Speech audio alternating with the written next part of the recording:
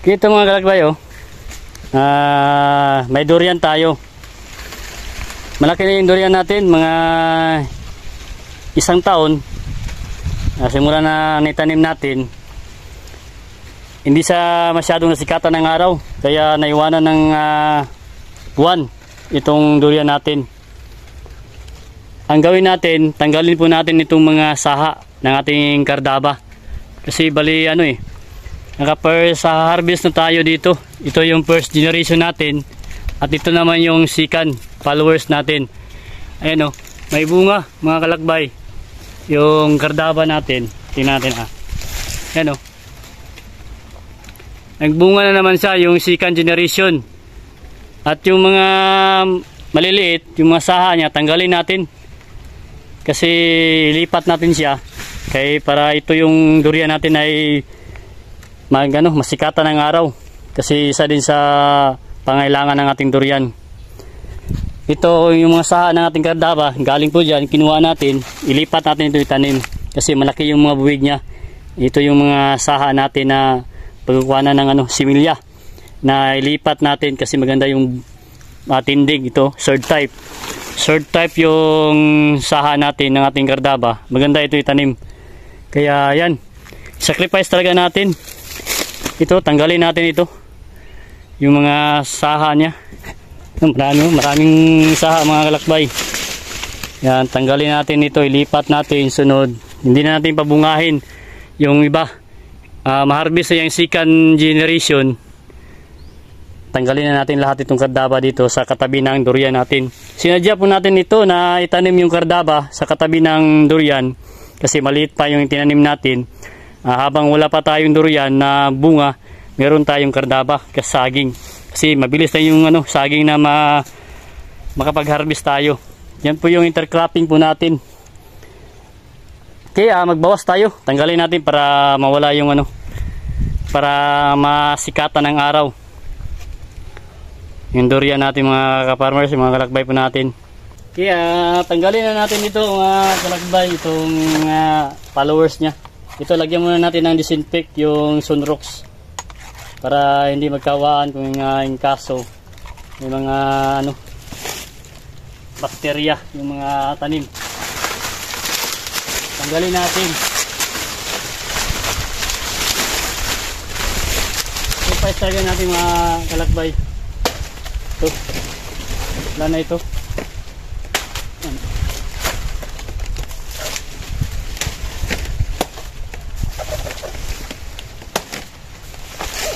Yan. Para makapasok yung sikat ng araw.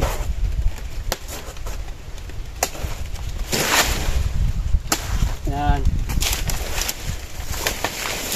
Yung kardabahan natin doon lang sa itaas, lipat natin yung mga saging natin para isa lang.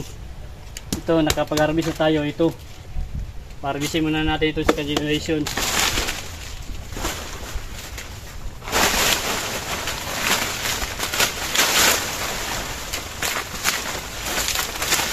Importante talaga na bigyan natin ng lugar yung natin, mga tanim. Kasi pag magsikip na, mahirap na, magagawan sila ng nutrients. Yan. Hindi mo tayo manghinayang kay maganda naman yung kapalit ng ating tanim, yung durian natin. Parami tayo dito.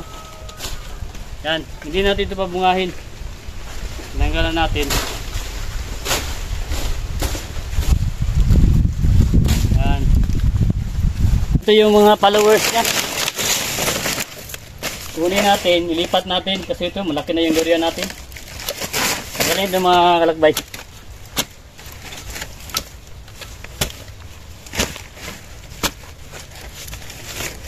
Maganda yun kasi ito, malaki yung bunga niya, buwig. Kaya ito yung maganda yung ibinhi natin. Yan lipat natin para magpinabangan pa rin. Yan. Ganun lang. Yan Yan. Ito. Maganda. May ugat. Ito yung bungo niya.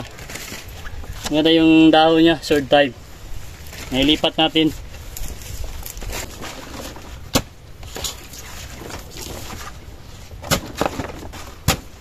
Mga kakbay. Yan na. Abunuhan natin. I-cultivate natin yung lupa ng ating durian. Yan o. Hilap natin yung lupa para buwaghag siya. Yan o. Maganda na.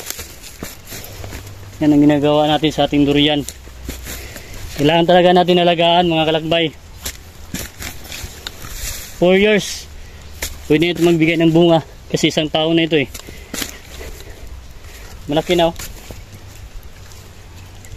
Simula na yung pinanim natin. Maliit pa.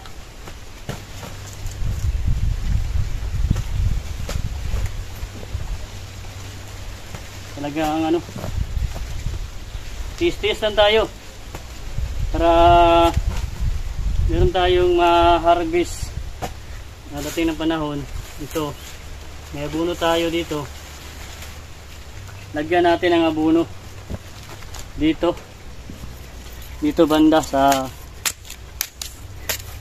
pinagukaya natin. Cultivate kasi natin yung lupa mga kalakbay. Yan, maganda yung mag-abono ngayon kasi umulan. Madali matunaw yung ano natin, fertilizer. Complete po ito. Yan, nitrogen, phosphorus at saka potas. Kompleto na ito. Pampaganda ng kanyang dahon, sanga, puno, pag-develop ng kanyang mga ugat, mabilis. Ayan. Dito na naman sa kabila. Para talagang makakain talaga siya ng ano, abono. Yan o. Isang lata lang. Maliit naman yung ano natin. Durian. Okay. Yan, maganda na. At least may araw na pumapasok oh. Sikatan na siya ng araw. Yung kagandahan kasi binawasan natin. May ano na, may araw na pumapasok na tumatama sa kanyang dahon. Ayan. Medyo yung ano natin, yellowish yung ano, durian. Ganito talaga, natural lang yung kulay niya. Yan, at meron ng araw. Yan oh. Na pumapasok. Pag wala na yan, pag ma-harvest na yung saging na yan, yung kardaba natin, ay sigurado yung sikat ng araw, ayan o, sikat ng araw, may saging kasi, sayang putulin. Harvestin muna natin bago natin tanggalin. Dito yan, tatama yung sikat ng araw sa durian natin. Oh, kasi maganda oh, may dahon na sumisibol na bago. Ito yung kagandahan, buhay na buhay talaga yung durian natin. Kaya nagparami tayo ng mga durian. Kasi dito, naglakatan kasi tayo dito. Na sobrang dami ng saha, followers ng lakatan natin. Kailangan natin bawasan. Kasi may mga durian tayo dito.